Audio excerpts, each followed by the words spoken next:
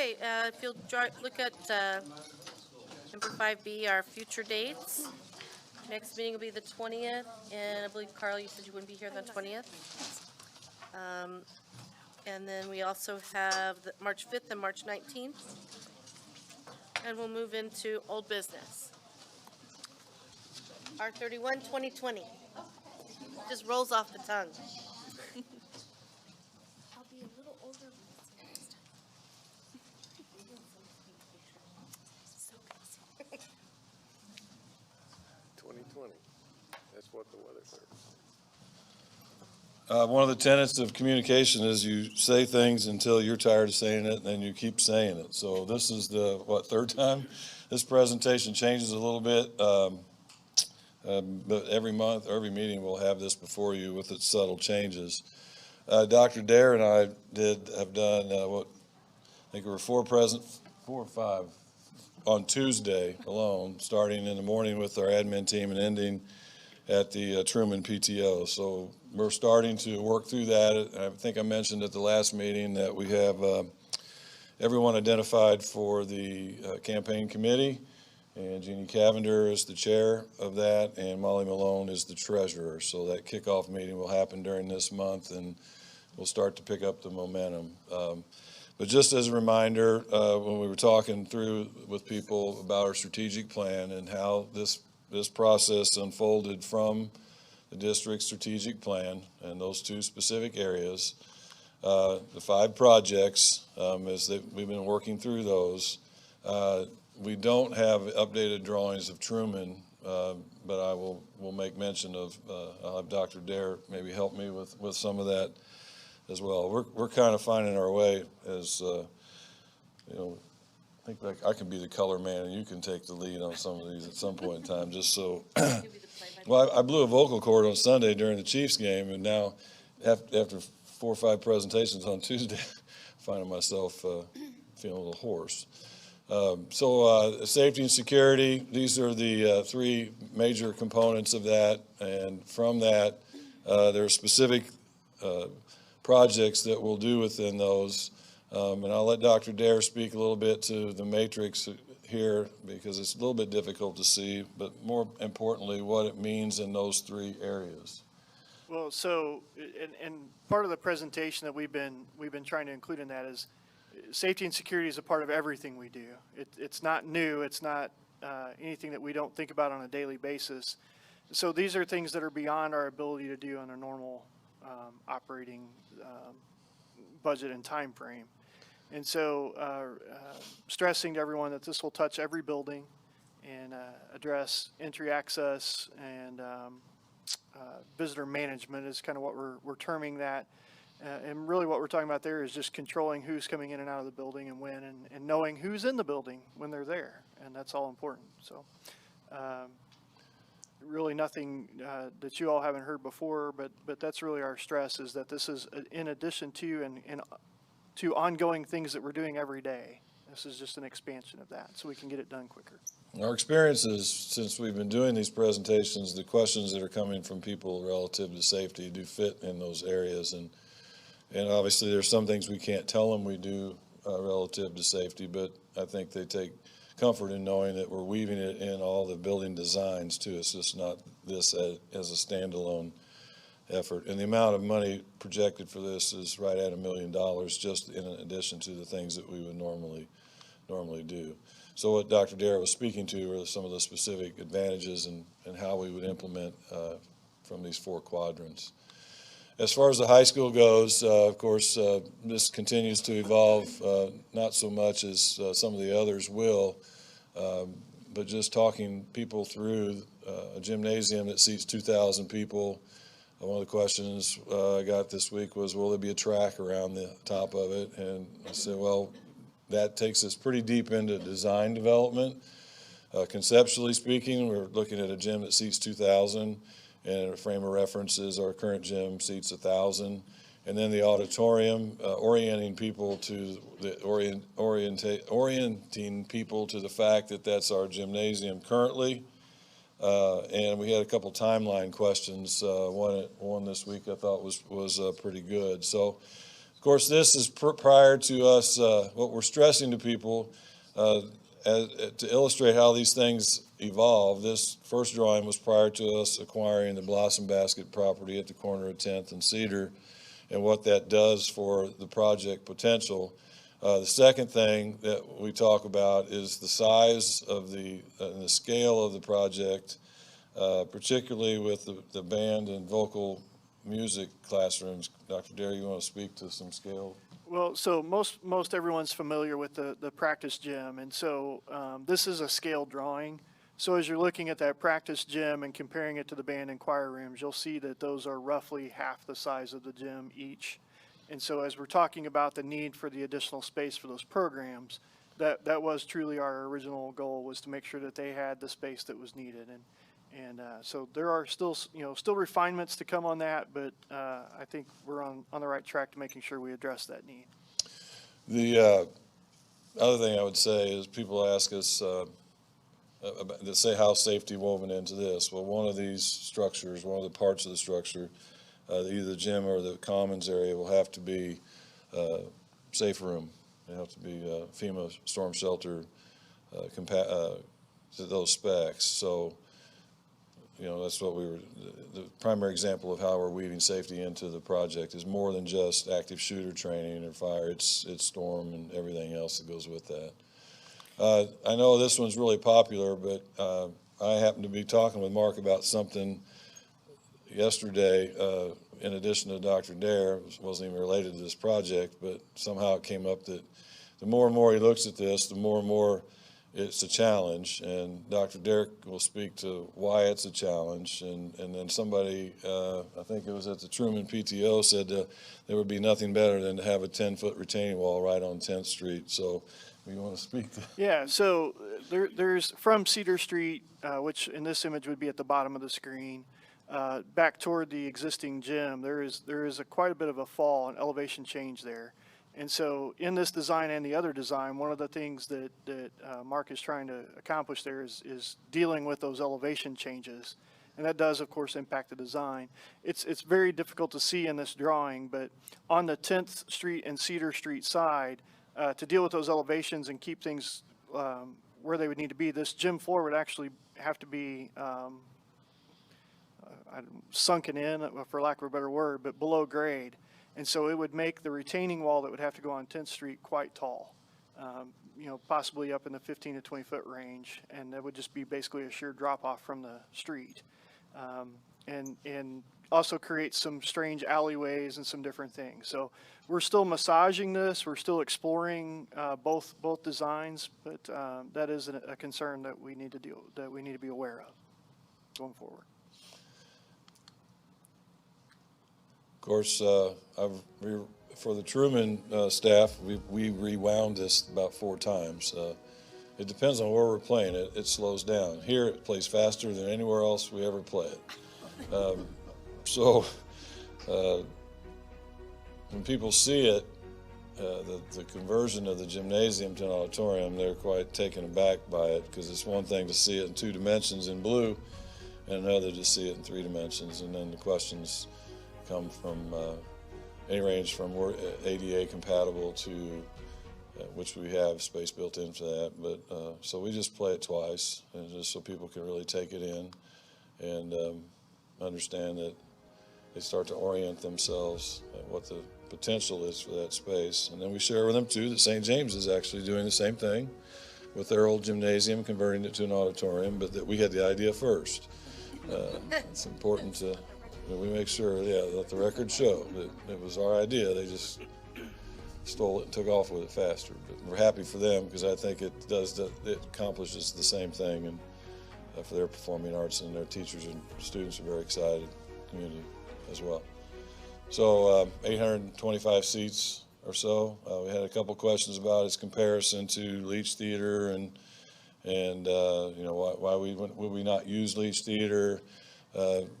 We explained that busing our kids back and forth for class, if we were doing a performance, it's just not conducive to. And plus, a building of 1,300 kids, we would use it for more than just our students and our performances. The community would be able to use it as well. So Looking at the junior high school, of course, we talk about the stress we placed at that building when we moved the 7th graders to the junior high, particularly in band and vocal music. Here, we've also had the request through the planning process for some kind of flex PE weight room space. So we've obviously have talked with a lot of our AD, Mark Caballero, and some of the head coaches that would utilize that space as being a part of our effort here. So what's in blue is an alternate, something we could probably accomplish on our own, but we need the other space in order to vacate that to make it happen. And so, Dr. Darrell, I don't know if you had anything more you wanted to add to the yellow. No, I might just mention elevation there is not as big of a problem, but it also affects that. And then also the calculations that we have to use for the safe room.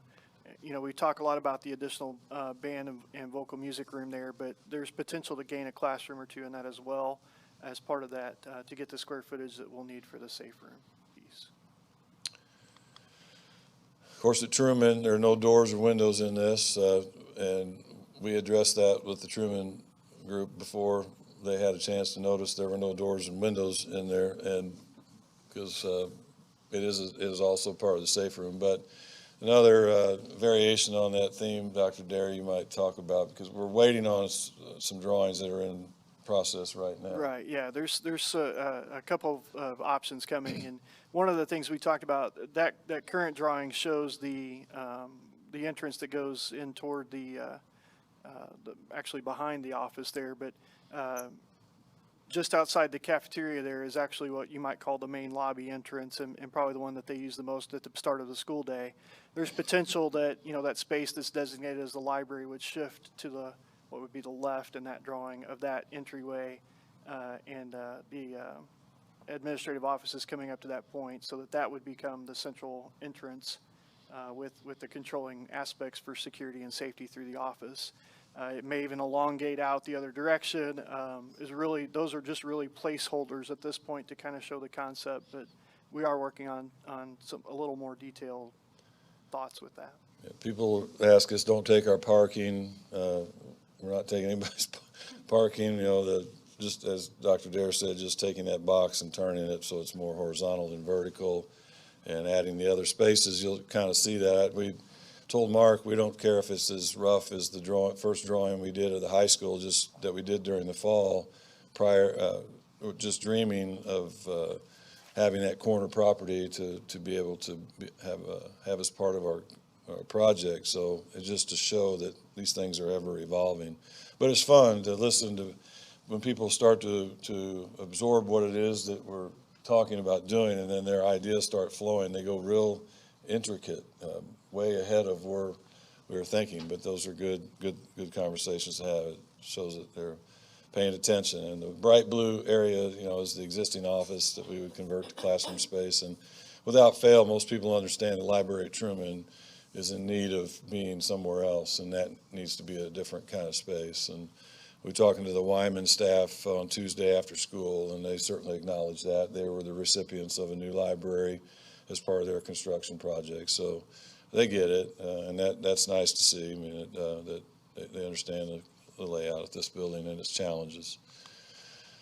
RTI, these are the things that we've enumerated that we would do, and I won't read those to you, but you know, we'll show them visually. It's more things that we don't necessarily see, except for the restrooms. And what people don't understand, what the restrooms are in blue here, is they're not ADA compliant. We also share with folks that we've moved the robotics program over here, and some of the other things we've talked about with ag, with replacing the greenhouse. And Dr. Derry, you want to chime in on anything else that I may be missing? I might just mention on most of those items, it's, you know, it's beyond renovation of paint and surface level. We're really to the point of needing to get in and kind of gut those spaces down and replace plumbing and, as Dr. Zalis likes to tell everyone, the bowels of the building, literally. But it is I wasn't going to say that this time. But you hang out around each other long enough, you start. That's good. Finishing each other's sentences. Okay, very good. So that's the space there, and a lot of exciting things that can happen at RTI, but again, the restroom capabilities, we talked a lot about when this building was built in the 70s, or the negative connotation about vocational school has changed to career tech, and we've got more girls taking classes here than we ever had before, and the restroom facilities just aren't, they look nice. Our maintenance department has done yeoman's work there, but we need just a clean slate.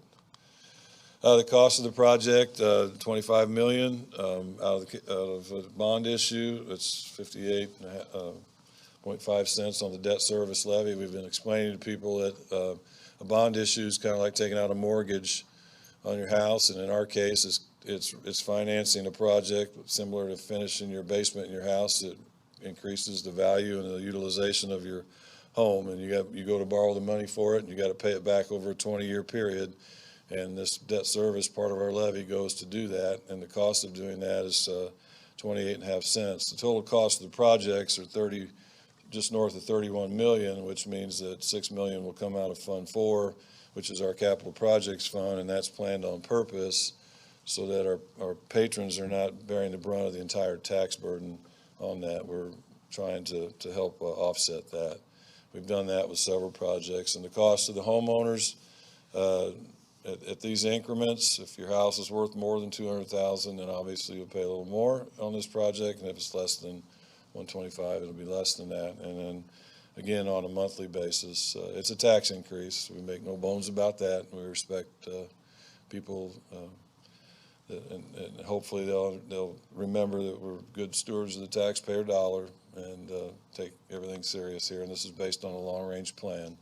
What it does to our our levy is push it to about 14 out of the school comparisons that you see there, and that's with no one else doing anything. I would tell you that there's going to be several bond issues in the state. There were several last spring for projects, and so feel good about this in terms of where it takes us. And what I did add, this is our comparison of tax rates, and what I did add is where we rank on that same data set. Now, the only difference is on this one is that the Newburgh School District and St. James are in this because they are in Phelps County.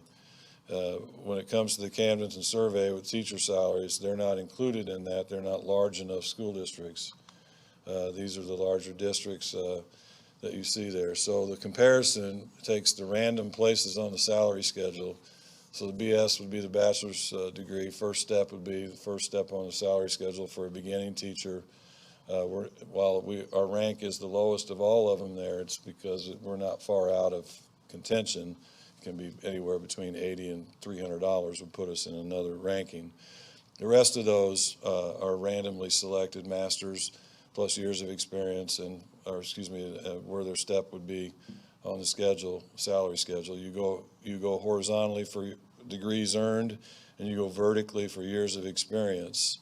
And the places, what this tells you is that when people come to us, we attract and retain people to come, and if they come and stay, our salaries are very competitive. So I'd like to talk about this, particularly now, because teacher salaries are getting a lot of attention when compared to the tax rate. So for the lowest amount of money, we invest the lion's share of it in our teachers, which is what our community said is the most important thing that we have. So none of these projects come to our community to the detriment of something else, particularly the thing that's most important, and that's the teacher in the classroom.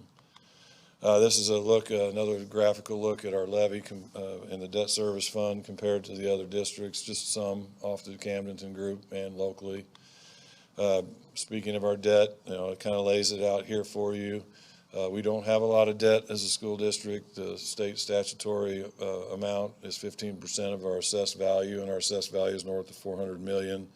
So, we're at 3%, which is good. You see what our debt ceiling is, our debt service limit and capacity. We will pay off some issues in the coming years.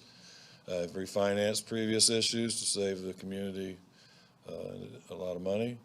And the reason why we have a good rating are those things that you see there, which is actually very low debt burden.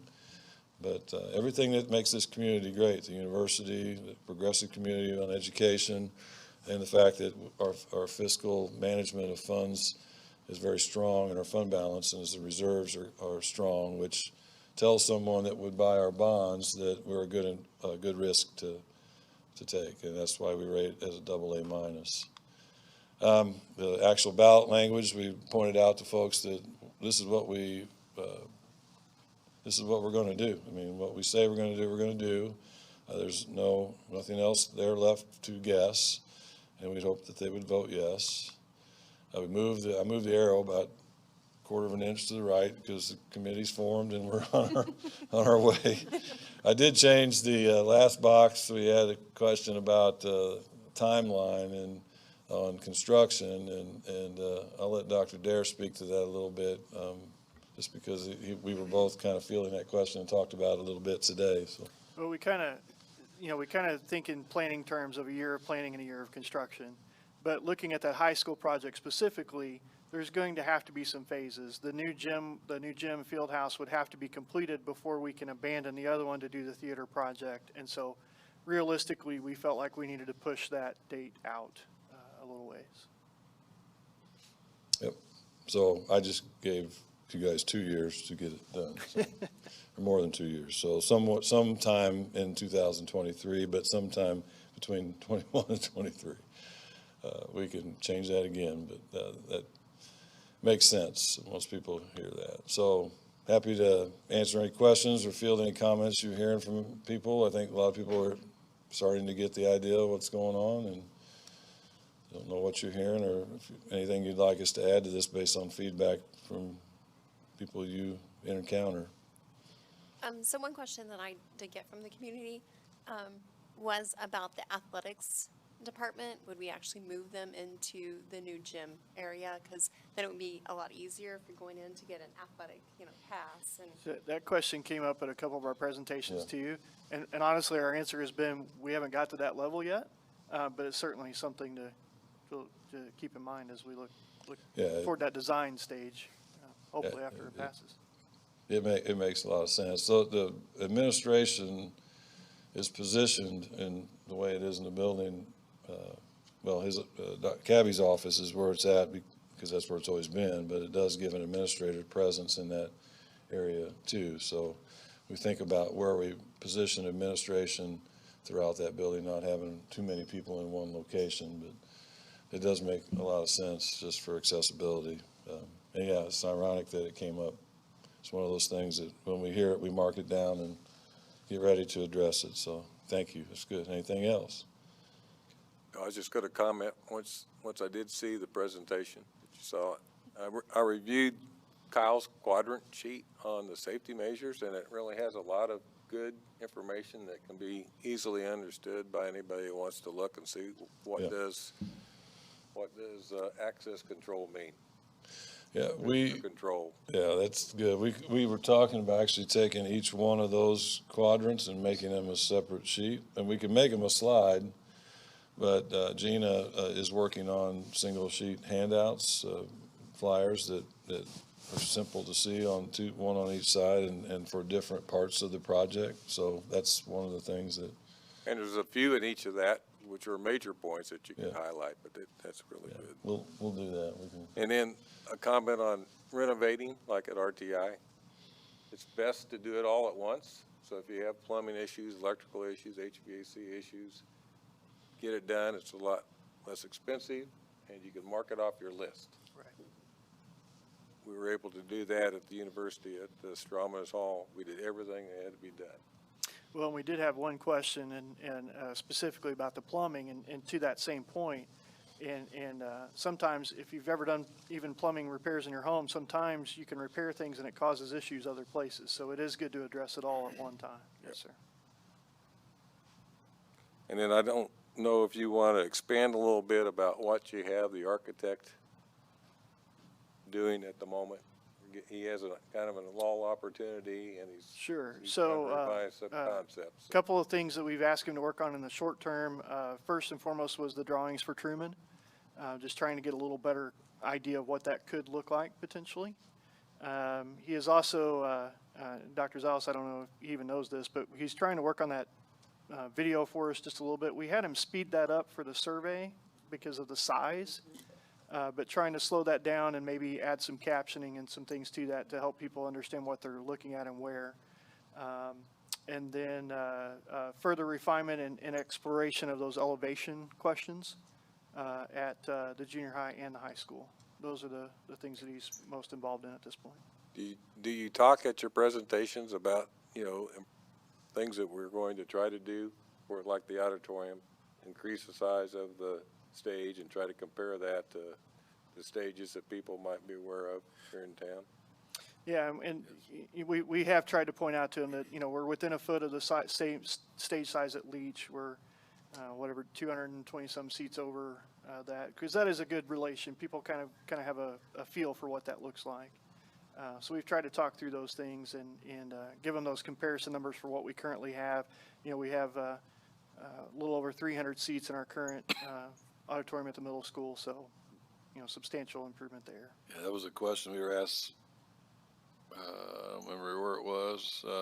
What's the size? How many does the middle school auditorium seat? And then we say this one seats 825, and they get an idea. That's more like it for a school that size. Yeah. And the gymnasium. The question: the current gymnasium was built for the school when the population of the high school was 500 or so, and we haven't had 500 kids in that high school for I don't know how long. So when they hear 2,000 seat gymnasium, they kind of understand that. And then the next question was, are we going to be able to have graduation there? That was the common one. We said, well, the Bowman seats a lot more than the gym we're talking about building, and there isn't a need for the high school to build a gymnasium of 6,000, 5,000 capacity, so that's too much. Thank you. Keep them coming. We're getting better as we go. But to you, that's what you've already heard it 3 times, and bless your hearts. By the time we get to April, you're gonna. We'll be able to give it. Well, you'll be able to go out and tell people, and maybe Julie can do it too. Very good, thank you. Okay.